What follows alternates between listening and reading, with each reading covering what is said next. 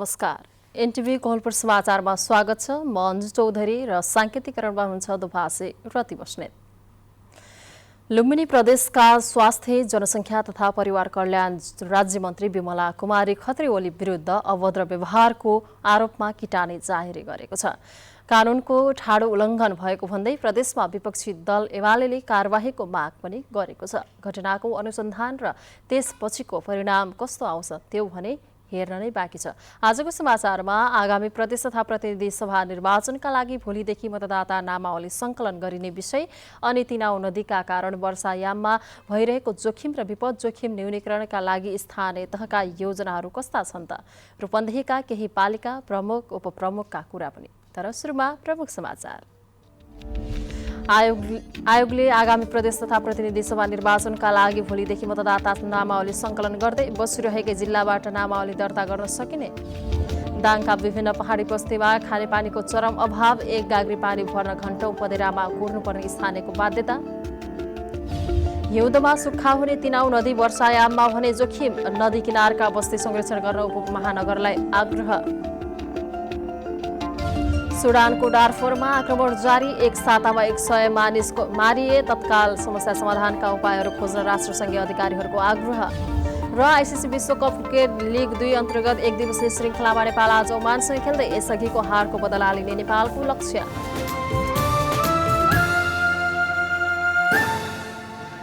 समाचार अब विस्तारमा। निर्वाचन आयोगले आगामी प्रतिनिधि सभा तथा प्रदेश सभा निर्वाचनका लागि असार 1 गते अर्थात् भोलिदेखि मतदाता नामावली सङ्कलन गर्नुभएको छ। आज आयोगले गरेको पत्रकार सम्मेलनमा आयोगका प्रवक्ता शालिग्राम शर्मा पौडेलले यसबारे जानकारी दिनुभएको हो।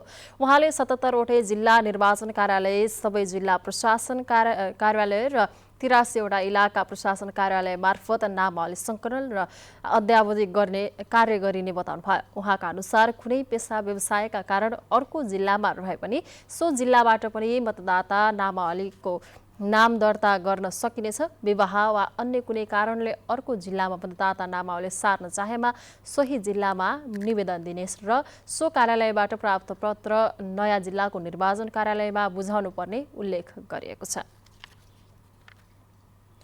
लुम्बिनी प्रदेशका स्वास्थ्य, जनसङ्ख्या तथा परिवार कल्याण राज्यमन्त्री बिमला कुमारी खत्री ओली विरुद्ध कारबाहीको लागि किटानी जाहेरी परेको छ। इलाका प्रहरी कार्यालय तुलसीपुरमा मीना भण्डारी बस्नेतले मन्त्री बिमलालाई कारबाहीको माग गर्दै किटानी जाहेरी दिनुभएको हो। प्रहरीले त्यो जाहेरीलाई जिल्ला प्रहरी कार्यालय घोराईमा पठाएको छ। अनुसन्धान र कारबाही घोराईबाटै हुने भएकाले जाहेरीलाई घोराई पठाएको इलाका प्रहरी कार्यालय तुलसीपुरका निमित्त प्रमुख रञ्जन स्वारले बताउनु भएको छ। घरभित्र छिरेर आफू र छोरीलाई कुटपिट गरेको भन्दै कारबाहीको मागसहित उजुरी परेको हो। स्वास्थ्य राज्यमन्त्री केसीले आज बिहान एकराज बस्नेतको घरमै गएर उहाँकी श्रीमती र छोरीलाई कुटपिट गरेको आरोप लागेको छ।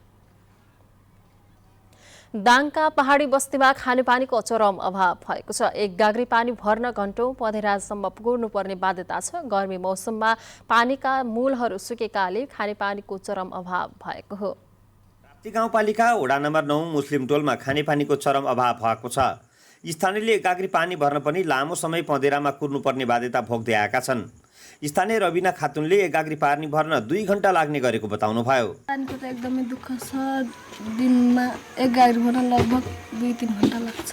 मुस्लिम बस्तीका छिमेकी गाउँ देवीकोटमा पानीको धारा भर्खरै वितरण भएको छ। तर 65 घरधुरी रहेको मुस्लिम बस्तीमा अझै पानीको धारा वितरण हुन सकेको छैन, जसले गर्दा स्थानीयले पानीको निकै शास्ति खेप्नुपर्ने बाध्यता छ।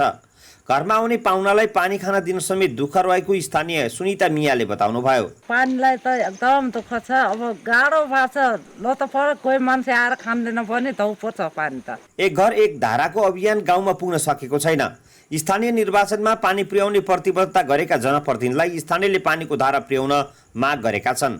स्थानीय सबुना खातुनले पानीको धारा सकेसम्म घर घरमै पुर्याउन अनुरोध गर्नु भएको छ। पानी टाढा भयो, पानी ल्याइदिनु हामीलाई अब त्यही छ। हामी गरिब दुखी मान्छेलाई उठ्नु जानुपर्छ, बच्चा बच्चीलाई सुधाएर यस्तो दुःख छ, टाढा छ। पानीको चरम अभाव भोगेका पहाडी बस्तीका नागरिकलाई एक घर एक धारा अन्तर्गत खानेपानी पुर्याउनु पर्ने दायित्व सरकारको हो। दशरथ घिमिरे, नेपाल टेलिभिजन, लुम्बिनी प्रदेश, दाङ।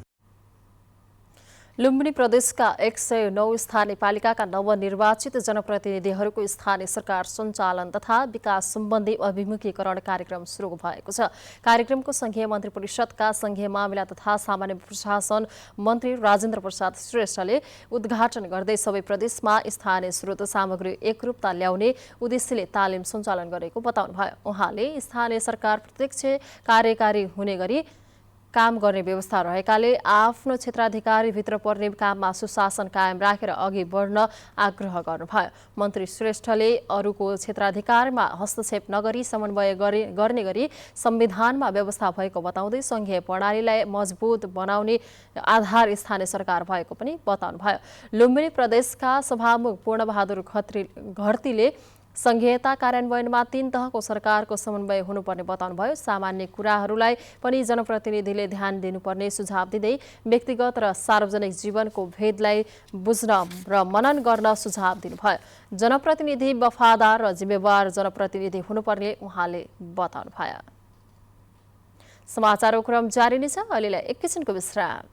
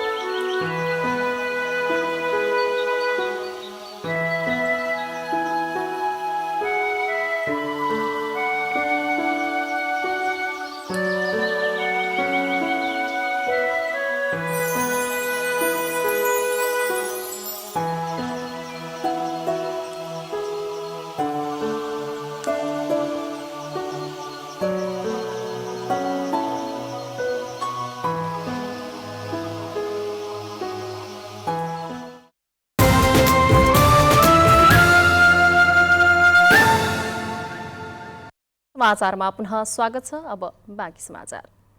हिउँदमा सुक्खा हुने बुटवलको तिनाउ नदी बर्खायाममा भने उर्लिएर आउँछ। मनसुन सक्रिय हुनै लाग्दा तिनाउ नदी किनारमा रहेका जोखिम क्षेत्रका बासिन्दाले तिनाउको बाढीबाट जोगाउन नगरपालिकासँग आग्रह गर्न थालेका छन्।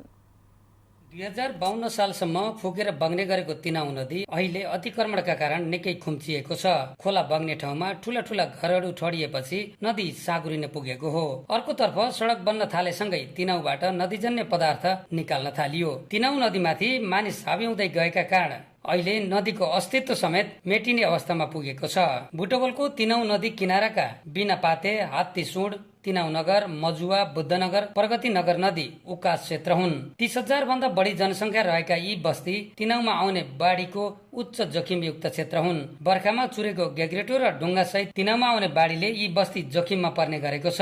विगतका बर्खामा भएको क्षति यसपटक नदोहोर्याउनका लागि बुटवल उपमहानगरपालिकाले सुरक्षाको व्यवस्था गर्नुपर्ने स्थानीयको माग छ। हामी निरन्तर डेलिगेसन गइरहेका छौँ, मागहरू राखिरहेका छौँ, पत्रचार गरिरहेका छौँ, तर अहिलेसम्म हुन सकेको छैन। अहिले हाम्रो 150 घर परिवार जोखिममा छ। अल्पकालीन रूपमा चाहिँ त्यो डाँडोलाई सोझाएर खोलो चाहिँ बीचबाट बगाइदिने र दीर्घकालीन रूपको लागि आरसिसी वाल चाहिँ जति हुन्छ यो वर्षेनी बजेट चाहिँ अलिअलि गरेर खर्च गर्नुभन्दा जति काम हुन्छ स्थायी रूपले हुने गरी चाहिँ आरसिसी वाल निर्माण गरिदिनु पर्छ। 2059 सालदेखि तिनाउ नदी किनारका बस्ती बस्न थाले यता नदी अतिक्रमण बढेको छ भने अतिक्रमणसँगै जोखिम पनि बढ्दै गएको छ, जसका कारण तिनाउ नदीको बहाव क्षेत्र अधिकांश स्थानमा 300 मिटर मात्रै छ। नदीको बहाव क्षेत्र मानिने यो क्षेत्रमा आउन सक्ने सम्भावित जोखिम कम गर्न र बस्ती जोगाउन बुटवल उपमहानगरपालिकाले तात्कालिक र दीर्घकालीन योजना बनाउने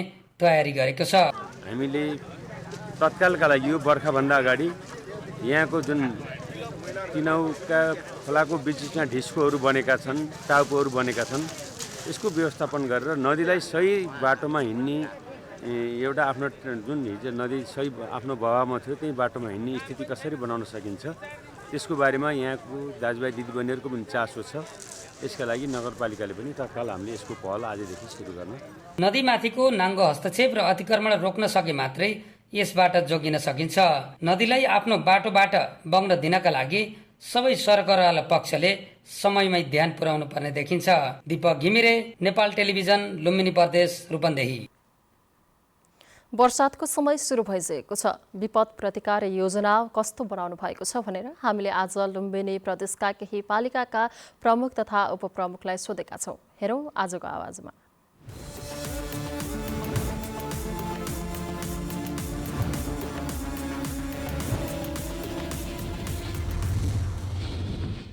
मनसुनको समय लगभग सुरु हुन थालेको छ र यो साल चाहिँ मौसमविदहरूको पूर्वानुमान अनुसार यो साल धेरै मनसुन वर्षा भएर त्यसको कारणले गर्दाखेरि क्षति हुन सक्ने कुरालाई चाहिँ हामीले मध्यनजर गर्दै हाम्रो माथागढी गाउँपालिकाभित्र पनि त्यस्ता विशेष गरी तीनौं नदीले कटान गर्ने कुराहरू छ र त्यसै गरी अन्य नदी खोल्साहरू र त्यस्तै गरी पहिरो जाने समस्याहरूले गर्दाखेरि अन्य चुरे क्षेत्रको वरिपरि भएका बस्तीहरूका छेउछाउमा अलिक सजग रहेर बस्नु पनि हामीले अनुरोध गर्छौँ र तीनौं दाना नदी किनारका छेउछाउमा पनि बाढीको अवस्था हेरेर छेउछाउमा जान अनुरोध गर्दछौँ र अत्याधिक बाढी र अत्याधिक पहिरो हुने समय भएका कारणले हामीले जहाँ जहाँ क्षति हुने ठाउँहरू छन् त्यसका लागि पहिलेदेखि नै केही प्रयास त सुरु गरेका छौँ। हामी निर्वाचित भएर आएदेखि नै ज्योतिनगर पहिरोको हकमा होस् अथवा बुटोल 2को राजमार्गको माथिको पहिरोका सडकहरूका छेउछाउको बस्तीका हकमा होस् र तीनौं दाना नदी किनारमा जहाँ जहाँ कटान भएको छ त्यो ठाउँमा ग्याबिन जाने अनुरोध गर्ने अथवा पक्की वालहरू हुने कामहरू होस् जनताको तटबन्धन मार्फत सिँचाइ कार्यक्रम मार्फत राष्ट्रपति चुरे कार्यालय मार्फत र बुटुलको महानगरपालिका मार्फत यी कामहरू भइरहेका छन्। उहाँहरू सजग भएर सतर्क भएर काम गर्नुहुनेछ। त्यसै गरी हामी भोलि पर्सिमा चाहिँ 2 गते ज्योतिनगर पहिरोमा अत्याधिक रूपमा बाँसको वृक्षारोपण गर्ने कार्यक्रम पनि राखेका छौँ र यसलाई फेरि समेटेर हामीले अरू कुन कुन कार्यक्रमहरू राख्न उपयुक्त हुन्छ विपद व्यवस्थापन समिति बसेर फेरि थप आफ्नो अरू कामहरू गर्दैछौँ। अहिले चुरे क्षेत्रले धेरै भेटेको हुँदाखेरि विपद व्यवस्थापन चाहिँ विपद चाहिँ धेरै हुने बाढी पहिरोको चाहिँ धेरै क्षति गर्ने गाउँपालिकाहरूमा पर्छ। त्यसले गर्दा हामीले विपद व्यवस्थापन भनेर हामीले बजेट पनि विनियोजित भइसकेको छ। तत्कालै राहत उपलब्ध गराउने व्यवस्थापन गरिसकेका छौँ र अन्यत्र बसोबास गर्नको लागि पनि तिरपाल सरकारी भवनहरूलाई पूर्व तयारी अवस्थामा राख्नुपर्छ भनेर हामी तयारी अवस्थामा रहेका छौँ। विपदको बेलामा चाहिने आवश्यक चिजहरू सबै कुराको जोग गर्ने पक्षमा हामी छौँ। हामीले अहिले नै जनतालाई सचेत गराउने र समितिका सदस्यहरूलाई ट्रेनिङ दिने र विपद व्यवस्थापनको बेलामा कसरी हामीले तत्कालै राहत पुर्याउन सकिन्छ त्यो विषयमा हामीले अब छिट्टै नै वर्षा सुरु हुनुभन्दा पहिले नै हामीले चाहिँ कर्मचारी लगायत त्यस क्षेत्रमा रहेका सङ्घ संस्था आम नागरिकहरूलाई ट्रेनिङ गराएर हामीले सुसूचित गर्ने कार्यक्रमहरू लिएर आउँदैछौँ। नालीहरू चाहिँ सफा गर्न पर्छ किनभने त्यो नाली भरेर चाहिँ बजारमा एकदमै धेरै जल नबग्ने अवस्थाले गर्दा चाहिँ त्यो ठुलो समस्या हो। त्यस्तै गरेर चाहिँ कति ठाउँमा चाहिँ वार्डहरूमा पनि टोलहरूमा पनि हामीले यो कार्यक्रम चाहिँ धेरै अगाडि बढाएको छौँ। यसले गर्दा चाहिँ यतिमा पनि ढल निकासा हुन्छ, नाली चाहिँ सफा हुन्छ र पानी बग्न चाहिँ सजिलो चाहिँ हुन्छ। यही सुरुवाती चरणको कुराहरू हो र अझ योभन्दा यदि ठुलो विपद आइपुग्यो भने त्यसको लागि पनि हामी तयारी गर्दैछौँ।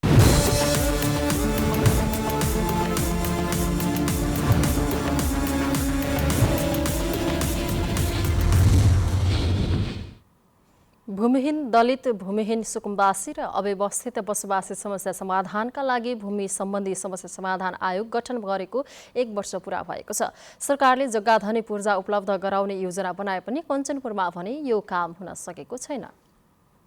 कञ्चनपुरमा भूमि आयोगको कामले अझै गति लिन सकेको छैन। गत वर्ष नै लगत संकलन तथा जग्गा नाप जाँचको काम सुरु गरेको आयोगसँग जिल्लामा भूमिहीन, सुकुम्बासी र अव्यवस्थित बसोबासी कति छन् भन्ने तथ्याङ्क समेत छैन। भीमदत्त नगरपालिकामा मात्रै 9000 निवेदन दर्ता गर्न बाँकी रहेको आयोगले जनाएको छ। यद्यपि केही पालिकाहरू भने जग्गाको नापी तथा पूर्जा वितरणको अन्तिम तयारीमा छन्।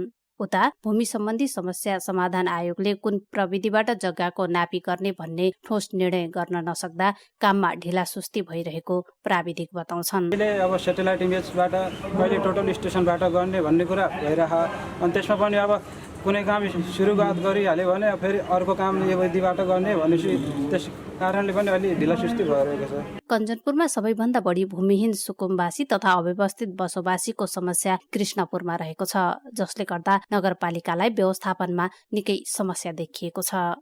राजनीतिक लाभका लागि गरिब मान्छेहरूलाई लगेर कृष्णपुरमा राख्ने, मुक्त कमाइएका शिविर त्यहीँ राख्ने, दलितहरूलाई लगेर त्यहीँ राख्ने, सुकुम्बासीहरूलाई पनि त्यहीँ राख्ने भन्ने हुनाले कृष्णपुर नगरपालिका अहिले हामीले त्यहाँ 15 शैय्याको अस्पताल बनाउँदा पनि त्यहाँ कृष्णपुर नगरपालिकाले जग्गा पाउन सक्छ। यता बेतकोट, कृष्णपुर, बेलौरी र दुधरा चाँदनी नगरपालिकामा भने जग्गा नापीको काम भइरहेको छ, जस अन्तर्गत बेतकोट नगरपालिकाको 1 देखि 5 नम्बर ओडा र अन्य पालिकाहरूमा 100 हेक्टर क्षेत्रफलमा नापीको काम भइरहेको छ, जसको चाँडै नै पूर्जा वितरण गरिने राष्ट्रिय भूमि आयोग कञ्चनपुरका अध्यक्ष देवेन्द्र ढुङ्गाना बताउनुहुन्छ। जुन वडाको नापी सम्पन्न भयो त्यही वडाको हामी पूर्जा दिने तयारीमा छौँ। नयाँ नापीका सन्दर्भमा अर्को अधुरा अपुराको कामको सन्दर्भमा पहिला चाहिँ सेतो पूर्जा पाएकाहरू जो तपाईँको लागू नभएको पूर्जा छ त्यसका सन्दर्भमा हामीले चाहिँ अहिले बेलौरी नगरपालिका र दोधारा चाँदनी नगरपालिकाको हामी पूर्जा वितरणको अन्तिम तयारीमा छौँ। भूमिहीन सुकुम्बासी र अव्यवस्थित बसोबासीको विवरण संकलन गरी प्रमाणीकरण गर्ने जिम्मेवारी स्थानीय तहलाई तोकिएको छ। त्यसैले सम्बन्धित सुकुम्बासी तथा अव्यवस्थित बसोबासीको पहिचान, लगत संकलन, प्रमाणीकरण तथा नाप नक्सा गर्ने कार्यमा स्थानीय तह सजग बन्नुपर्ने देखिन्छ। दुर्गा उपाध्याय, नेपाल टेलिभिजन, सुदूरपश्चिम प्रदेश, कञ्चनपुर। तराईमा केही विद्यार्थीहरू अझै विद्यालयको सहज पहुँचमा पुग्न सकेका छैनन्। विद्यालय आवजावत गर्नका लागि आर्थिक अभावको चपेटामा अधिकांश छात्र विद्यार्थीहरू पर्ने गरेका छन्। यो समस्या समाधानका लागि कपिलवस्तुको यशोधरा गाउँपालिकाका जनप्रतिनिधिले नयाँ योजना सुरु गरेका छन्।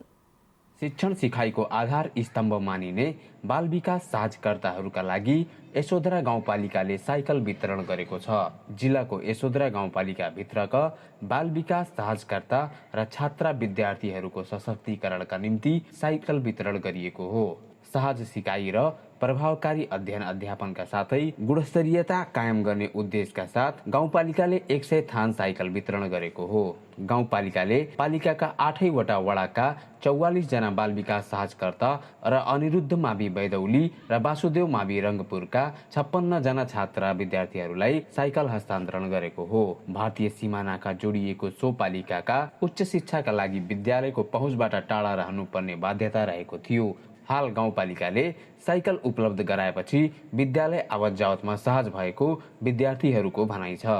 हाम्रो चाहिँ हामीसँग साइकलको अभाव थियो र साइकल भएको कारणले गर्दा अब हामी जुनसुकै अवस्थामा पनि हामी आफ्नो घरबाट विद्यालयमा निरन्तर रूपमा अध्ययन गर्न आउन सक्नेछौँ। यस्तै गाउँपालिकाले साइकल हस्तान्तरण गरेसँगै आवत जावतमा सहजतासँगै शिक्षण सिकाइमा समेत सकारात्मक उत्प्रेरणा प्रदान भएको बाल विकास सहजकर्ताहरूको भनाइ छ। म रजापुर पढाउँछु अनि यो साइकल पाउँदा अब म रेगुलर स्कुल जान सक्छु। साइकल वितरण समारोहमा कपिलवस्तु क्षेत्र नम्बर 2 का प्रतिनिधि सभा सदस्य एवं पूर्व मन्त्री विजेश कुमार गुप्ताले माध्यमिक शिक्षाको सहज पहुँचका लागि स्थानीय तहहरूले पूर्ण अधिकारको उपयोग गर्नुपर्नेमा जोड दिनु भएको छ। ना हो सके सुविधा आप लोग को देवा जाए, हम नहीं कहते, लेकिन ओकरे साथ आप लोग काम भी करा जाए। वो बच्चन के दायित्व तो आपके ज्यादा आप कहा गए कि भाई 10-5 कक्षा वर्ष से ऊपर वाला के समझावे नहीं पड़ता है, वो आपके समझावे पड़ी। गाउँपालिका भित्रको शिक्षाको अवस्थालाई प्रतिफल उन्मुख बनाउनका लागि साइकल वितरण गरिएको गाउँपालिका अध्यक्ष शिवदयाल तिवारी बताउनुहुन्छ। हमरे लोग शिक्षा के पर विशेष ध्यान दे। विद्यालय र घर बीचको दूरी टाढा हुने हुँदा सहज आवत जावतमा समस्या निम्तिनु पनि विद्यार्थीका लागि सिकाइ चरणमा देखिने प्रतिकूलन मानिन्छ। विद्यार्थी र सहजकर्ताका लागि साइकल वितरण मार्फत शिक्षाको प्रभावकारितामा उत्कृष्टता निम्तिनेमा दुई मत छैन। वासुदेव वर्मा, नेपाल टेलिभिजन, लुम्बिनी प्रदेश, कपिलवस्तु। जिल्ला अस्पताल डोटीमा अक्सिजन प्लान्ट जडान गरिएको छ। दैनिक करिब 500 लिटर अक्सिजन उत्पादन क्षमता रहेको उक्त प्लान्टको हिजो सुदूरपश्चिम प्रदेश सरकारका सामाजिक विकास राज्य मन्त्री टेक बहादुर रैयाकाले उद्घाटन गर्नुभएको हो। प्लान्ट जडान भएसँगै अक्सिजन अभावमा बिरामीहरूले उपचार नपाएर अन्यत्र जानुपर्ने बाध्यताको अन्त्य भएको छ। प्लान्ट जडान भएसँगै जिल्ला अस्पताल र स्थानीय तहमा रहेका स्वास्थ्य संस्थाहरूमा अक्सिजन आपूर्ति गर्न सहज हुने अस्पतालका निमित्त मेडिकल सुपरिन्टेन्डेन्ट डाक्टर निराजन श्रेष्ठले बताउनुभयो। कोरोनाको दोस्रो लहरको समयमा अक्सिजनका लागि अन्यत्र धाउनुपर्ने अवस्था आएपछि अक्सिजन प्लान्ट राख्नका लागि पहल थालिएको र अब स्थानीय तह मातहतका अस्पतालहरूमा अक्सिजन अभावको समस्या समाधान हुने अस्पताल व्यवस्थापन समितिका अध्यक्ष धनबहादुर नेपालीले बताउनुभयो। समाचारको क्रम जारी नै छ, एकैछिनको विश्राम।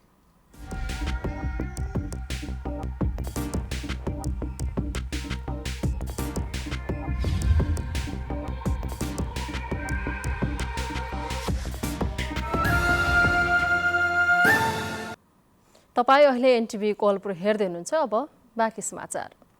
नेपालमा पछिल्लो 24 घण्टामा थप 12 जनामा कोरोना भाइरस संक्रमण पुष्टि भएको छ भने यस अवधिमा कसैको पनि मृत्यु भएको छैन। स्वास्थ्य तथा जनसङ्ख्या मन्त्रालयका अनुसार 1473 जनाको PCR परीक्षणमा 7 जना र 868 जनाको एन्टिजेन परीक्षणमा 5 जना गरी 12 जनामा संक्रमण पुष्टि भएको हो। पछिल्लो 24 घण्टामा कोरोनाबाट 16 जना निको भएका छन् भने हाल देशभर 93 जना सक्रिय संक्रमितहरू रहेका छन्। अब अन्तर्राष्ट्रिय समाचार।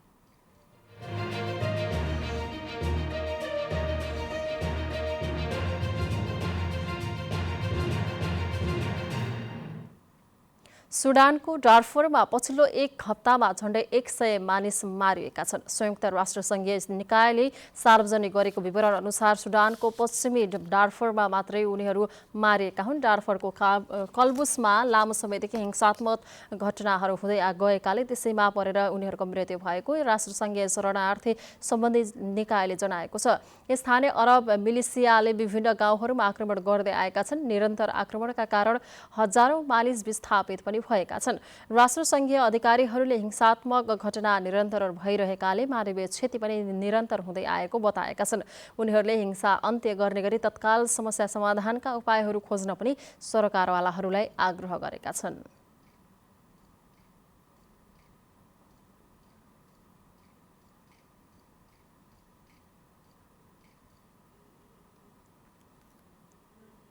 अब आर्थिक समाचार।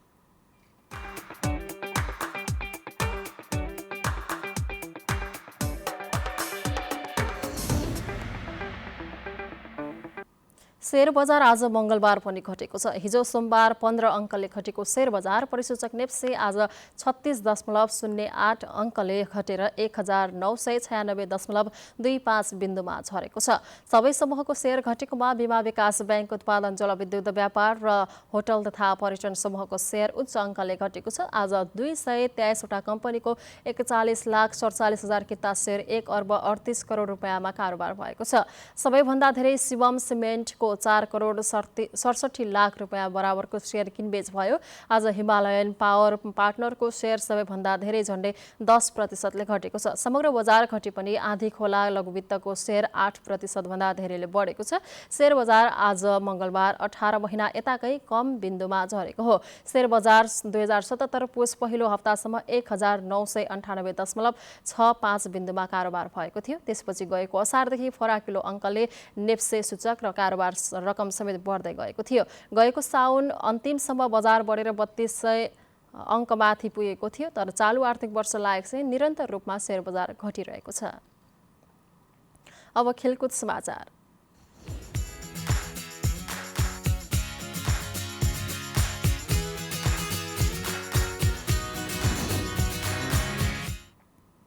आइसिसी विश्वकप क्रिकेट लिग 2 अन्तर्गत त्रिदेशीय एक दिवसीय श्रृङ्खलामा नेपालले आज ओमानसँग खेल्दैछ। खेल बेलुका 9:15 बजे सुरु हुनेछ।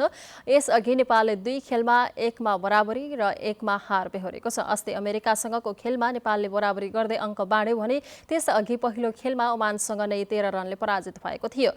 नेपाल 14 खेलमा 6मा जित, 7मा हार र 1मा बराबरी सहित 6औं स्थानमा रहेको छ। नेपालको 13 अङ्क रहेको छ। त्यस्तै अमेरिका 22 खेलमा 10मा जित, 11 18मा हार र एउटामा बराबरी सहित 21 अङ्कका साथ चौथो स्थानमा रहेको छ। ओमान 34 खेलमा 42 अङ्कका साथ शीर्ष स्थानमा रहेको छ। नेपालले अब अन्तिम खेलमा अमेरिकासँग भोलि खेल्नेछ। अब मौसम।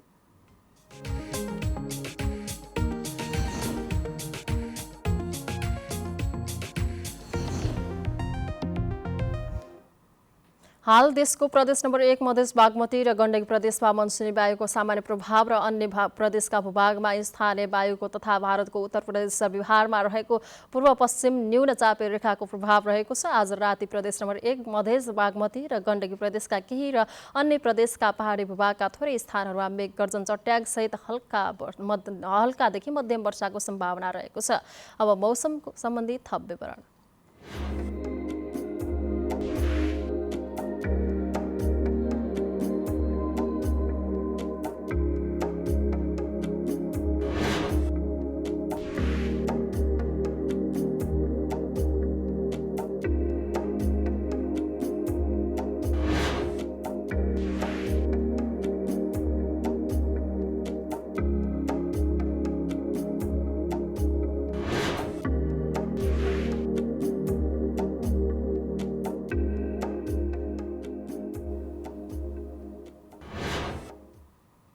समाचारको अन्त्यमा प्रमुख समाचार पुनः एकपटक।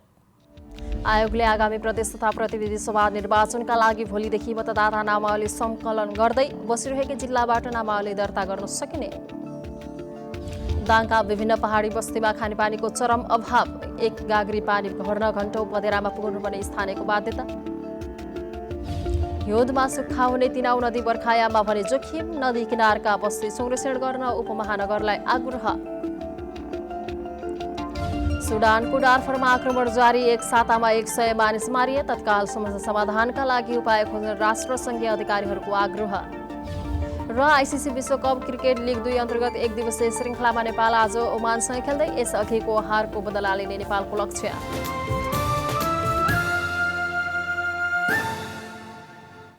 हवस् त अहिलेलाई समाचारको सिलसिला यति नै। बिदा दिनुहोस्। नमस्कार।